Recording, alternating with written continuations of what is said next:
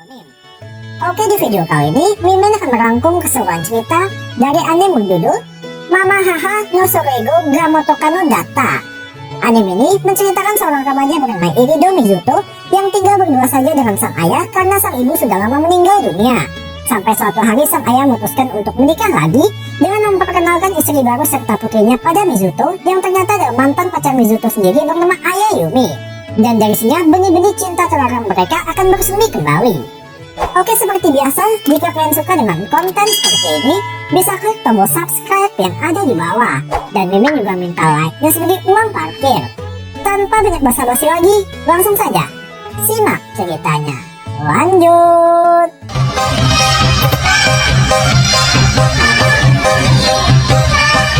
Yokoso, Minobuto Shirazu no Takayama.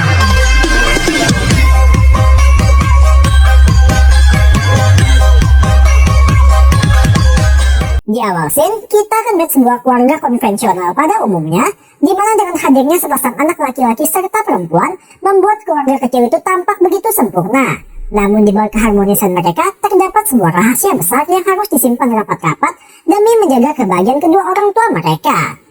Kemudian ketika Mizuto sudah di kamar, ia tiba-tiba didatangi oleh Yumi yang ingin mengklarifikasi nama panggilan mereka sekarang sampai seterusnya. Di mana menurut Yumi lahir 30 menit lebih awal dari Mizuto, ia mengklaim dirinya sebagai kakak dan Mizuto adalah adiknya.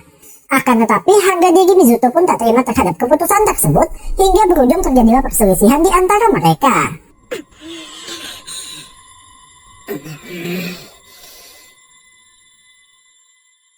Lantas demi mencapai musyawarah mufakat, Yumi pun mengajukan sebuah permainan di mana mereka harus bersikap seperti saudara akur di depan orang tua mereka. Dan apabila tindakan mereka salah, maka yang menang berhak menjadi sang kakak. Dan syarat dari permainan itu pun disetujui oleh Mizuto.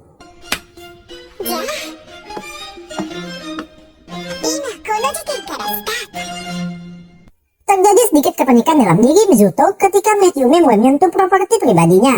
Apalagi di dalam laci terdapat sebuah harta karun pria yang tak boleh sampai dilihat oleh gadis itu. Dan disinilah Mizuto pun sengaja menggomoli Yumi dengan kata-kata manja hingga membuat kenangan yang sempat terkubur pun kembali bangkit.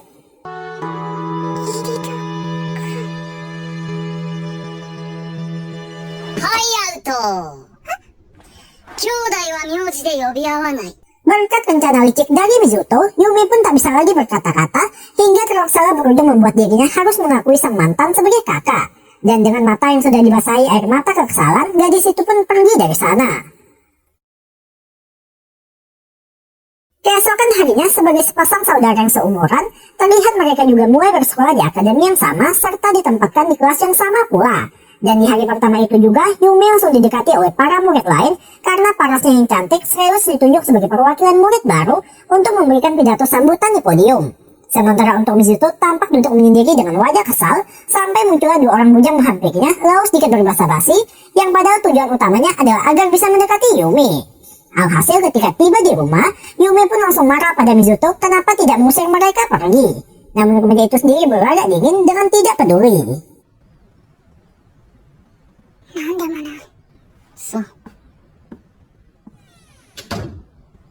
Akibatnya, karena kesal terhadap sikap acuh tak acuh mantannya itu, Yumi yang sedang menit terus memikirkan solusi agar bisa mengundurkan wajah poker face dari Mizuto. Dan disinilah gadis itu mendapat cara sedikit terbilang nekat, di mana ia sengaja keluar dari kamar mandi dengan bercoverkan handuk saja, lalu sengaja duduk di sebelah Mizuto, yang hal tersebut otomatis membuat mata remaja itu jadi jelajatan. Melihat rencananya kali ini berhasil, Yumi juga baru menyadari kalau ia bertingkah seolah-olah menggoda Mizuto, dan malah membuat gadis itu jadi malu sendiri. Namun pekanya Mizuto sudah menyadari hal tersebut dengan sengaja memberikan jaketnya guna menutupi tubuh Yumi. Tapi tiba-tiba...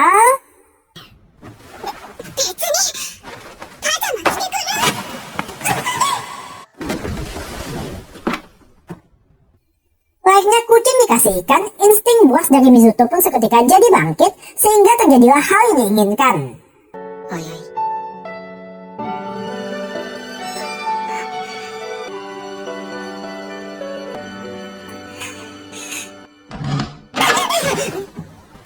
Sial sekali di waktu yang tepat pulang kedua orang tua mereka, lalu membuat Yumi pun jadi harus bersembunyi di kolong sofa. Dan ini barulah awal dari kemesraan yang akan terjadi.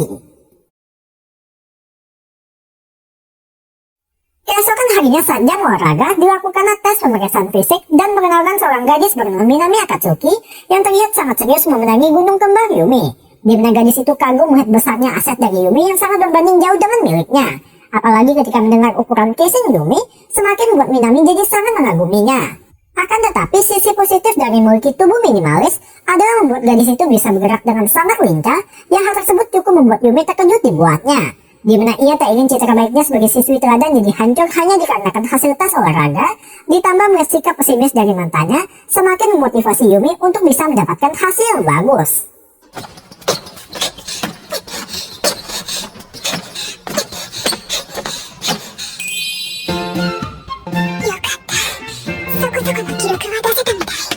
Pengukuran tak berhenti sampai di situ, di mana Yumi diharuskan melakukan sit up, yoga, lempar bola, serta dilanjutkan dengan lari 50 meter. Dan mungkin karena fisiknya sudah kelelahan, Yumi pun hampir pingsan, yang untungnya muncul Mizuto entah dari mana datang menangkapnya.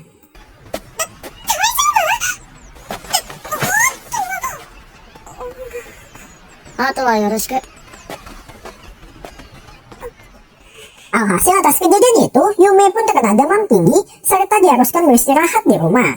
Dan Minami yang ingin memperdalam ikatan persahabatan mereka pun mau mengajukan diri untuk menjenguk, yang hal tersebut juga didengar oleh seorang remaja bernama Kawanami Kogore dan ikut menawarkan diri untuk pergi. Namun sayang, ia tak diperbolehkan oleh Minami.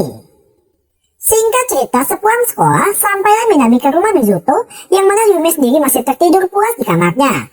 Lalu tak berselang lama, gadis itu pun membuka mata, dan mungkin disebabkan oleh kondisi demam tinggi, Yumi mulai berhalusinasi dengan melihat perawakan Mizuto ketika masih berpacaran dulu.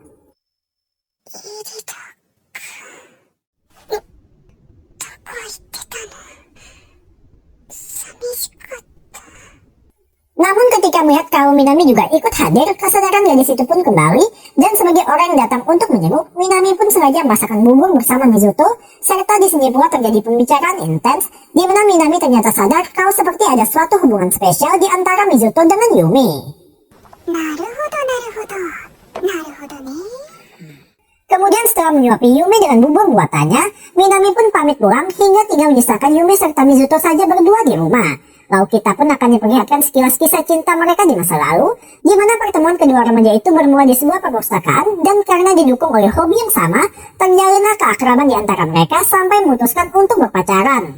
Namun ibaratkan cinta monyet, hubungan itu tak berlangsung lama, yang lalu mereka pun memutuskan untuk berpisah. Akan tetapi takdir berkata lain, sebab tak disangka istri baru dari sang ayah ternyata adalah ibu Yumi. Kami-sama teme to. Shin berpindah ke Yumi yang sedang memegangi boksan Mizuto sambil sekali mencium aromanya. Dan belum dijelaskan apa yang terjadi sebelumnya sampai benda itu bisa berada di tangan Yumi. Akan tetapi mengingat apa yang akan terjadi apabila Mizuto menangkap basah adik tirinya itu sedang menyimpan benda terlarang tersebut, hukuman macam apakah yang akan diterima oleh Yumi?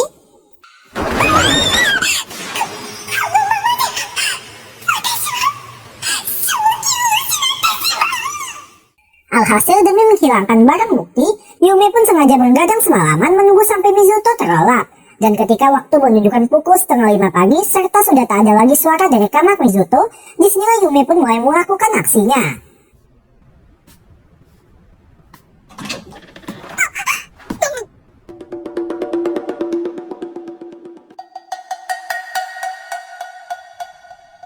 Tanpa diduga, ternyata Mizuto juga melakukan hal serupa dengan Yumi, hingga terjadilah rapat darurat demi menjelaskan kronologi kejadian.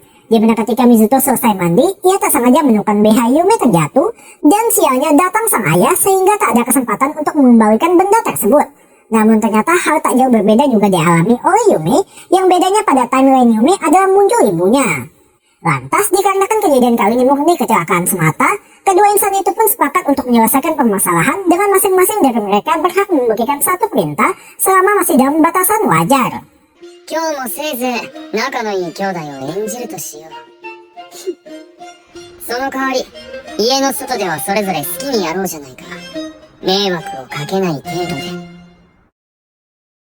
Singkat cerita, sepulang sekolah, tepatnya saat hendak berjalan ke rumah, tak sengaja Yumi melihat Mizuto sedang bersama seorang gadis lugu berpenampilan persis seperti dirinya ketika SMP dulu. Dan lebih mengejutkannya lagi adalah ditemukan sepasang sepatu di pintu masuk rumah, yang hal tersebut spontan difoto oleh Yumi sebagai bentuk barang bukti. Dan demi menggerebek sang gadis, Yumi pun sengaja menelpon Mizuto untuk menyuruhnya keluar membeli beberapa barang.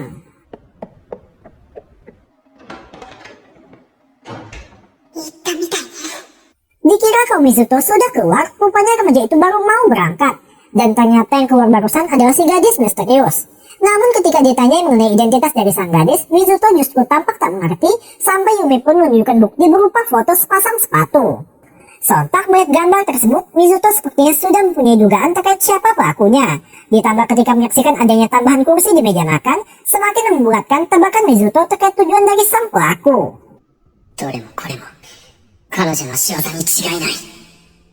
Kemudian ketika kembali ke kamar, ingatan Mizuto flashback ke sekolah, tepatnya saat ia dihampiri oleh seorang gadis asing yang langsung minta Mizuto untuk menikahinya. Dan betapa terkejutnya remaja itu karena sosok asli dari gadis asing tersebut ternyata adalah Minami. Dijelaskan, ajakan barusan bukanlah didasari oleh rasa cinta, melainkan dilandaskan ambisi dari Minami agar bisa menjadi keluarga Yumi. Dan supaya rencananya itu bisa berhasil, Minami pun terus melakukan pendekatan pada Mizuto sampai-sampai mengikutinya pulang ke rumah.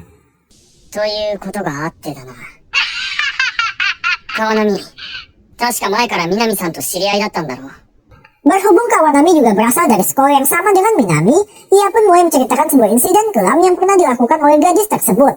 Di mana dulu Minami pernah berpacaran dengan seorang pria yang awalnya hubungan mereka masih kelihatan normal-normal saja, namun seiring berjalannya waktu, sang pria akhirnya tumbang hingga harus dilarikan ke rumah sakit karena tak sanggup menahan sikap obsesif dari Minami. Oleh sebab itu, sebagai seorang sahabat, Kawanami pun memberikan tips pada Mizuto agar bisa membuat Minami menyerah terhadap obsesinya pada Yumi, di mana Mizuto diminta datang ke kamar Yumi, lalu dengan menggunakan kesempatan untuk memberikan perintah atas kejadian daleman sebelumnya, Mizuto pun mengajak gadis itu untuk berkencan.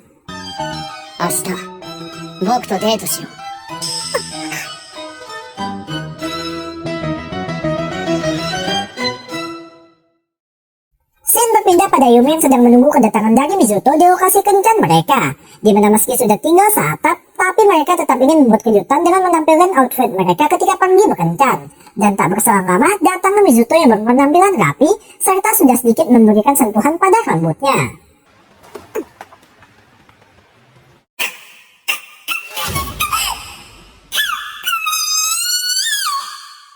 Tempat kencan mereka sendiri berlokasi di sebuah akuarium, dengan situasi tersebut terus diawasi oleh Kawanami serta Minami dari kejauhan. Dan sekilas info saja, berkat bantuan Kawanami yang telah mensupport Mizuto dengan berbagai barangnya lah, penampilan remaja itu sekarang bisa tercipta. Serta ia juga mengajarkan beberapa tips untuk membuat penampilan mereka tampak seperti pasangan natural, supaya semakin meyakinkan Minami agar dapat membuatnya menyerah.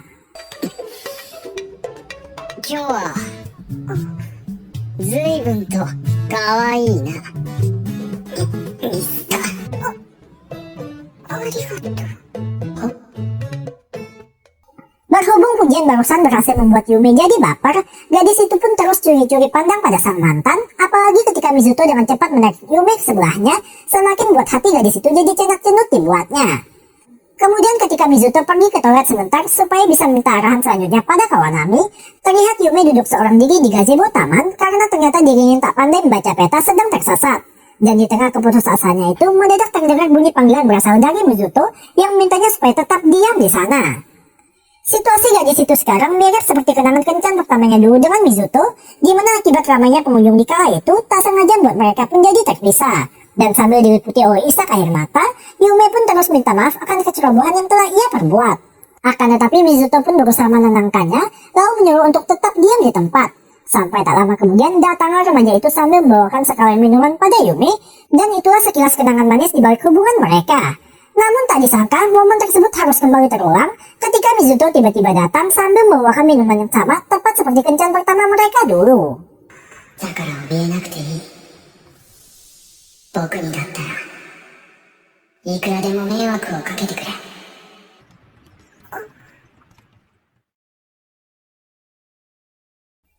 Beberapa waktu berlalu, tibalah hari ujian tengah semester, dan sebagai pemegang peringkat pertama, terlihat Yumi pun belajar dengan sangat giat, di mana menurut gadis itu, semua teman serta pencapaian yang diperolehnya selama ini adalah berkat usahanya dalam mempertahankan peringkat pertama.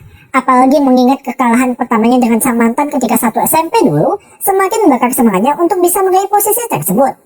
Sedangkan untuk Mizuto sendiri tampak tidak terlalu memperdulikan masalah peringkat, yang mana remaja itu masih duduk santai sambil membaca komik. Namun semua itu berubah ketika Yumi sedikit mengomporinya, dan disinilah hasrat Mizuto mulai terpacu untuk buktikan siapa dirinya ketika masuk dalam mode serius.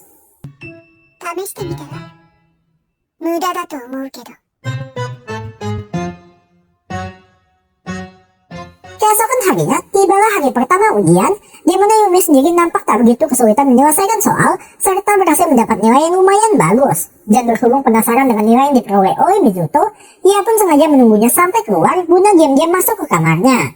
Akan tetapi dengan penuh amarah, gadis itu pun langsung mendatangi Mizuto karena merasa telah diremehkan saat melihat kalau ia sengaja mengosongkan kolom jawaban pada soal yang mudah.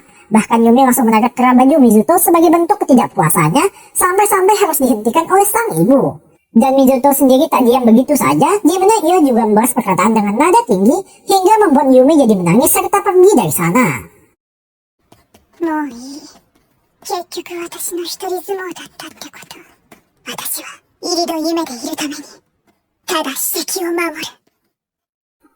Beberapa hari berlalu, hari ujian pun masih terus berlangsung sampai tibalah hari pengumuman hasil ujian. Dan betapa terkejutnya Yumi ketika melihat kau yang berada di posisi pertama ternyata adalah Mizuto, sedangkan dirinya berada di peringkat kedua. Sontak mengira kalau citra baiknya sebagai siswi teladan sudah berakhir, Yumi pun sempat nge-freeze selama beberapa detik sampai datanglah Minami serta dua orang temannya lalu memberikan selamat karena sepasang kakak beradik berhasil menguasai peringkat teratas. Dan akhirnya Yumi pun baru mengerti kalau tujuan Mizuto bukanlah ingin menggulingkan kekuasaannya, melainkan menunjukkan padanya kalau tak ada yang berubah meskipun bukanlah pemegang peringkat pertama.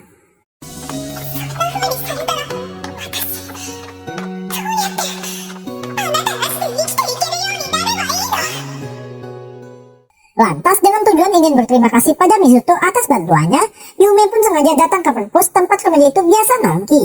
Namun betapa terkejutnya ia ketika melihat Mizuto sedang bersama seorang gadis tak dikenal. Oke, perkenalkan heroin baru kali ini bernama Higashira Isana, sekaligus merupakan teman satu hobi Mizuto dalam membaca. Dan uniknya dari hubungan pertemanan mereka adalah Mizuto tidak memandang Higashira sebagai lawan jenis, begitu pula dengan Higashira sendiri. Terbukti ketika gadis itu tanpa rasa malu meminta Mizuto untuk memakaikan kaos kaki pada cagaknya. Kemudian ketika hendak pulang, di pintu masuk sudah berdiri Yumi bersama Minami yang mau memperkenalkan diri dengan sebuah senyuman misterius. Dan Higashira sendiri yang tak sadar maksud dari senyuman itu, dengan santai menyalami tangan Yumi hingga bisa disimpulkan kalau kepribadian Higashira adalah seorang gadis introvert yang tak bisa membaca suasana. Setelah kejadian itu, terlihat Higashira yang hendak pulang lalu menemukan sepucuk surat ancaman di loker yang menyuruhnya untuk datang ke kafe.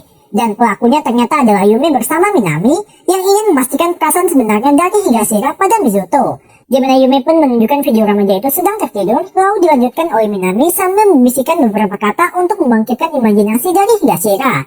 Sehingga jelas kalau gadis itu memang seperti menyimpan perasaan pada Mizuto, tapi tak memiliki keberanian untuk mengungkapkannya persis seperti yang dialami Yumi ketika SMP dulu. Dan disinilah Minami serta Yumi sepakat memutuskan untuk membantunya.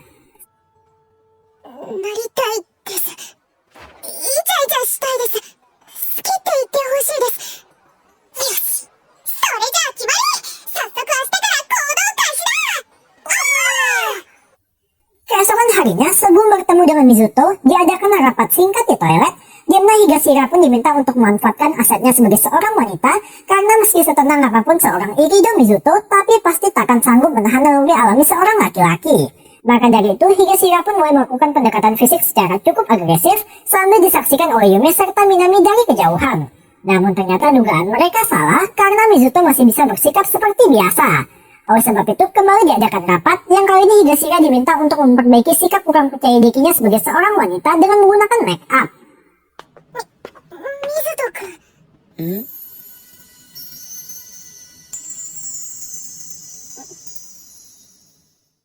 Meski Mizuto masih memasang wajah datar, tapi saat terus didekati oleh Higashira, remaja itu mulai menjaga jarak, pertanda kalau perubahan kali ini sedikit membuahkan hasil.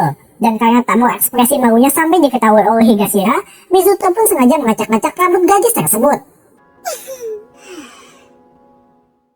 Sepulangnya dari sekolah, kembali diadakan rapat di kafe, di mana kali ini rencana lanjut ke tingkat selanjutnya, yakni melakukan penembakan pada Mizuto. Dan menurut analisis Yumi, peluang keberhasilan Higashira harusnya cukup tinggi, dilihat dari mereka yang mempunyai hobi yang sama, serta Mizuto juga tampak senang saat bersama Higashira.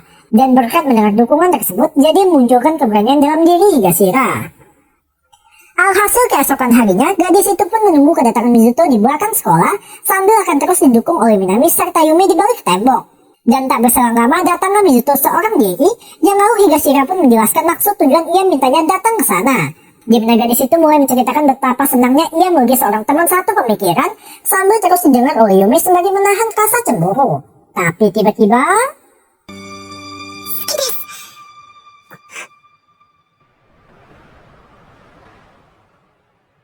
でも、ごめん。 Ya, Mizuto menolak ajakan berpacaran tersebut dikarenakan dirinya masih memiliki seseorang yang ia cintai meski sekarang mereka sudah berpisah. Atau singkatnya belum bisa move on. 私なんかと違って、東出さんとならうまくいくに決まってるのに。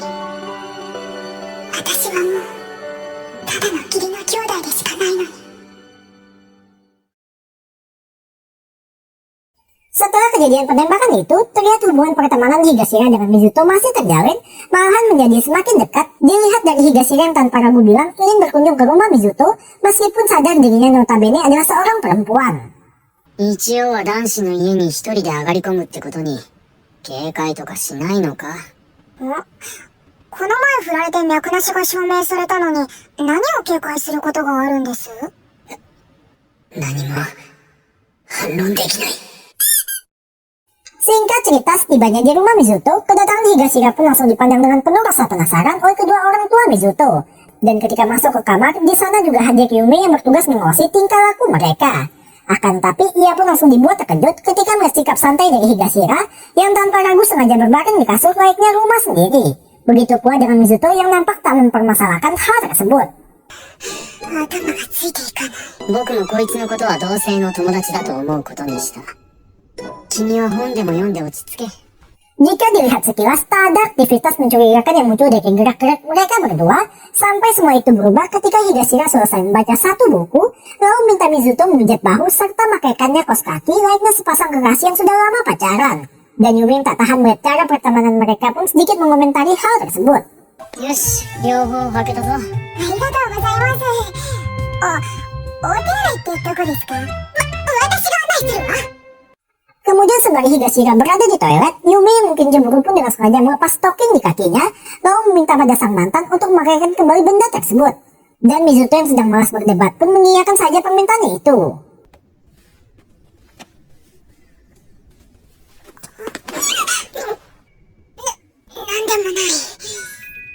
Di waktu bersamaan, terdengar bunyi pesan masuk dari Higashira yang meminta pertolongan karena dirinya sedang diinterogasi oleh kedua orang tua Mizuto terkait hubungannya dengan putra mereka. Dan begitulah cerita kunjungan Higashira ke rumah Mizuto berakhir. Scene berpindah ke masa lalu, tepatnya saat Mizuto mengundang Yumi datang ke kamarnya. Di mana Yumi sambil malu-malu pun beranikan diri untuk duduk di atas kasur bersebelahan dengan sang pacar. Serta Yumi juga sudah siap apabila harus lanjut kikuk-kikuk di sana.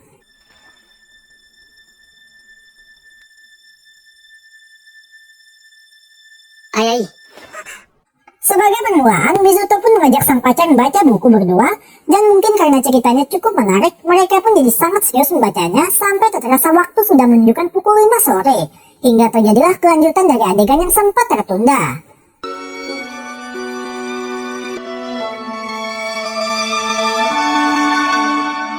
Soro-soro, 帰った方がいいや。 Ya, hebat sekali Mizuto berhasil menahan godaan Saeton dengan tak DP terlebih dahulu. Dan selayaknya seorang pria sejati, ia pun mengantar Yumi pulang sampai ke depan rumah, tidak sebatas di depan gang saja. Tapi di sana pula kemudian itu sangat menyesal karena tidak memanfaatkan peluang yang ada. 僕は、ヘタレだ。 Keesokan harinya, mereka secara resmi sudah naik ke kelas 3, dan ketika melihat papan pembagian kelas, dua orang bucin itu pun harus mendapat kabar buruk kalau kebersamaan mereka harus terpisah oleh kelas yang berbeda. Sekaligus ini merupakan awal dari keretakan hubungan mereka. Meski Yumi serta Mizuto masih rutin ketemuan setiap pulang sekolah, tapi suatu hari Yumi tiba-tiba datang sambil mengabarkan kalau ia mendapat beberapa teman baru, sehingga obrolan gadis itu pun tak henti-hentinya membicarakan mengenai teman barunya itu. Pada awalnya, berita tersebut cukup membuat Mizuto merasa senang mengingat Yumi dasarnya kurang pandai bergaul. Namun seiring berjalannya waktu, ia pun mulai merasa kurang mendapat rasa perhatian, apalagi ketika Yumi menolak ajakan kencan karena sudah janji dengan teman barunya, membuat hati kecil Mizuto pun cukup kecewa dibuatnya. Hingga sampailah mereka di satu titik di mana Yumi yang terus bicara mengenai sahabatnya dibentak oleh Mizuto, lalu mengungkapkan kekecewaannya pada Yumi yang lebih memprioritaskan teman ketimbang pacar. Namun begitu sampai di rumah, Mizuto pun menyesal atas apa yang telah ia ucapkan, serta memutuskan untuk meminta maaf pada esok harinya. Dan ternyata Yumi juga merasakan hal serupa, di mana ia pun membatalkan janji pergi bersama temannya demi bicara empat mata dengan sang pacar. Akan tetapi yang ia lihat justru pemandangan Mizuto sedang bicara akrab dengan seorang gadis asing. Sontak begitu gadis itu sudah pergi, disinilah Yumi yang salah paham pun datang dan menuduh Mizuto telah berselingkuh di belakangnya. 今日初めて喋っただけだよ。なんで思い出がいっぱい詰まってる場所でそういうことを。だから浮気じゃないって。ごめん。でも本当に違うから。 Pada akhirnya setelah kejadian itu, masing-masing dari mereka pun saling menjaga egonya untuk tidak minta maaf duluan. Hingga tibalah hari festival, tepat seperti kencan pertama mereka dulu. Di mana Yumi tanpa beritahu Mizuto sengaja datang sendirian ke sana, berharap sang pacar tiba-tiba muncul di hadapannya. Ya, logika cewek memang susah dimengerti. あんな喧嘩をしなければ去年みたいに一緒にここに来られたよね。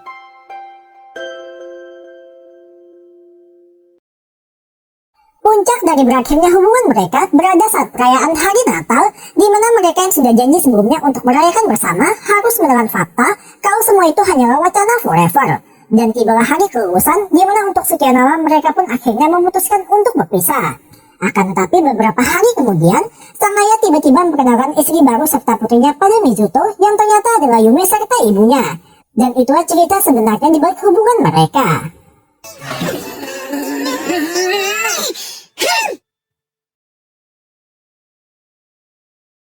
Pada bagian penutup, cerita menampilkan semua anggota keluarga Irido yang pulang kampung, di mana kita pun akan diperkenalkan pada nenek Mizuto bernama Irido Natsumi, serta dua orang sepupunya bernama Tanesato Madoka dan adiknya Tanesato Chikuma. Di mana acara mudik tersebut adalah rutinitas keluarga Irido setiap tahunnya, sekaligus sebagai ajang menyambut bergabungnya Yumi serta ibunya menjadi bagian dari mereka.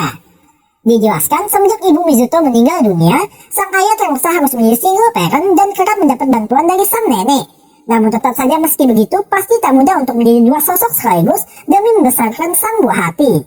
Maka dari itu, dengan bergabungnya Yumi serta ibunya sangat disambut baik oleh keluarga besar mereka, ucap Madoka. 父さん、食べ終わったからもう行くよ。ああ、ありがとうな。ありがとう。なんで？それじゃ。 Singkat cerita, saat malam, nampak semua anggota keluarga sedang berkumpul bersama, dengan Yumi serta Madoka juga ikut membantu. Dan Yumi pun diminta memberitahu Mizuto agar pergi mandi, yang kebetulan Kamijijo sendiri sedang membaca buku di semacam perpustakaan rumah, dan begitu Yumi datang, Mizuto pun menghentikan bacanya, serta menyarankan Yumi supaya ikut membaca buku tersebut. Uniknya, buku itu adalah barang limited edition, sebab tidak pernah diterbitkan atau didistribusikan karena pembuatnya ternyata adalah kakek buyut Mizuto. Dan ceritanya sendiri mengisahkan kehidupan sang kakek ketika tinggal di Siberia. 僕は風呂に入ってくるから。ねん？これ、他に読んだ人は？さあ、いないんじゃないか。 Saat membaca buku tersebut, tanpa sadar Yumi jadi ikut hanyut ke dalam cerita, sampai-sampai ia jadi meneteskan air mata ketika membacanya. Dan ternyata tepat di sebelah tetesan air matanya, terdapat bekas air mata juga yang bisa ditebak berasal dari Mizuto. Serta berkat buku itu pula, Yumi mulai bisa memahami cara pandang Mizuto sampai datanglah remaja itu sehabis mandi. Berhubung karena masih terbawa oleh suasana cerita, Yumi pun bertanya mengenai ciri khas cinta pertama Mizuto, yang dijawab kalau orangnya selalu gembira serta tersenyum. Dan jawaban itu malah digambarkan sebagai sosok Madoka oleh Yumi. やっぱりこの男の初恋はまどかさんなんだ。 Keesokan harinya, karena masih terngiang atas jawaban semalam, Yumi yang belum terus pun ditanyai oleh Madoka terkait apa permasalahannya. Lalu gadis itu mulai menceritakan problematikanya dalam hubungan asmara, dan sinilah Madoka pun bersedia membantu dengan sengaja mempertemukannya dengan Mizuto berdua dalam satu ruangan. おじさんやおばさんたちも絶対ここには近づいてこないから。何？ Terjadi pergolakan batin dalam diri Yumi, di mana hati gadis itu sebenarnya masih mencintai Mizuto sama seperti dulu. Tapi pikirannya terus menyangkal hal tersebut demi menjaga kebahagiaan kedua orang tua mereka. Dan agar bisa mengambil langkah maju, Yumi pun memutuskan untuk sekali lagi menghadapi masa lalunya.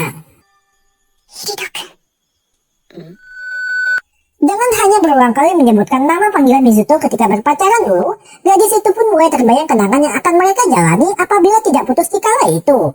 Dan akhirnya tersadar kalau ia menyesal telah putus dari hubungan mereka.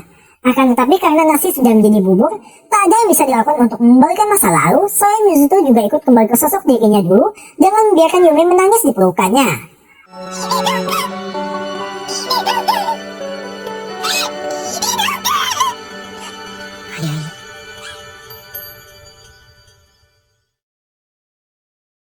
Kemudian setelah tenang, barulah Yumi bertanya tentang siapa sosok cinta pertama Mizuto, dan kemudian itu pun menjawab pertanyaan tersebut dengan mengusili Yumi sampai membuatnya jadi tertawa.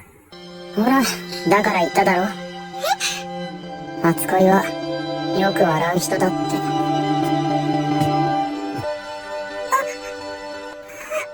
Sudah terlepas. Dan berhubung pada hari itu sedang dirayakan festival musim panas, Yumi bersama Mizuto serta Madoka dengan adiknya pun juga ikut meramaikan acara tersebut. Lantas berjalanlah mereka melewati berbagai stand makanan ciri khas dari sebuah festival, sampai langkah mereka terhenti di sebuah stand permainan tembak-menembak, di mana adik Madoka nampaknya menginginkan salah satu hadiah yang terpajang di sana. Akan tetapi berulang kali kakak beradik itu menembak, benda tersebut tak kunjung jatuh. Dan disinilah Mizuto pun ditunjuk mewakilkan mereka untuk mendapatkan benda tersebut, serta Yumi juga diminta membantu memberikan arahan dari belakang. Namun karena kakinya sudah tak kuat lagi menahan beban, tiba-tiba...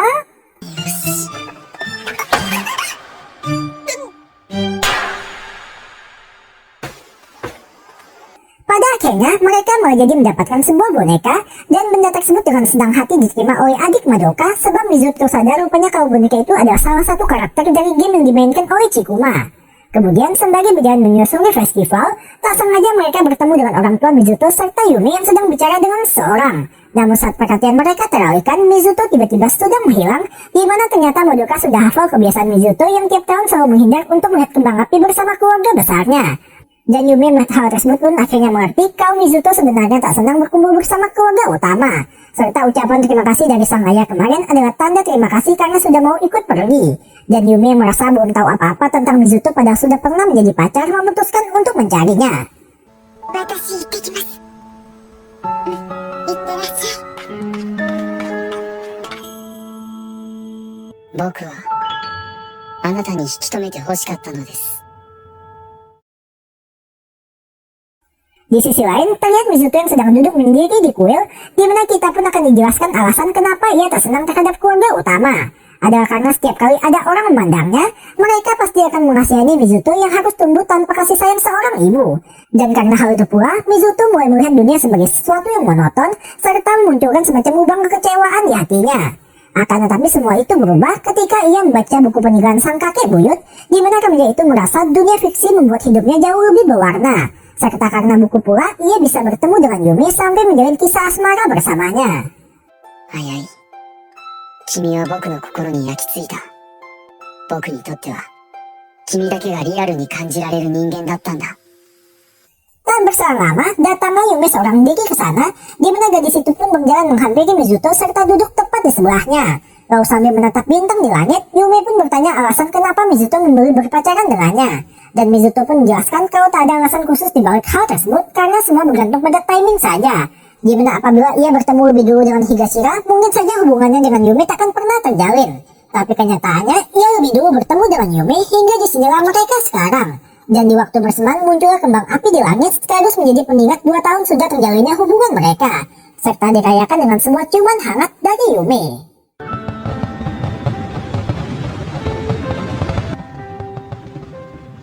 この私が入りの夢が絶対に口説き落としてあげる。 Sinakin menampilkan keluarga Irido yang kembali ke rutinitas biasa mereka, di mana meski sekarang berstatus sebagai saudara tiri, tapi perasaan saling suka di antara mereka masih membekas dalam hati. Maka dari itu, hubungan backstreet di antara mereka masih akan terus berlanjut. Tamat. Oke minasan, cukup sekian dalam cerita dari anime berjudul Mama Haha no Sorego ga Motoka no Datta kali ini. Pesan yang bisa diambil dari anime satu ini adalah, dalam membina suatu hubungan asmara, masing-masing dari kita harus dapat menjaga komitmen serta menurunkan ego dalam diri. Karena kita baru dapat menyadari betapa berharganya seseorang saat orang tersebut sudah tak lagi bersama kita. Sekian. Got the mojo deal, we been trippin' like 80. Pulling out the coupe at the lot.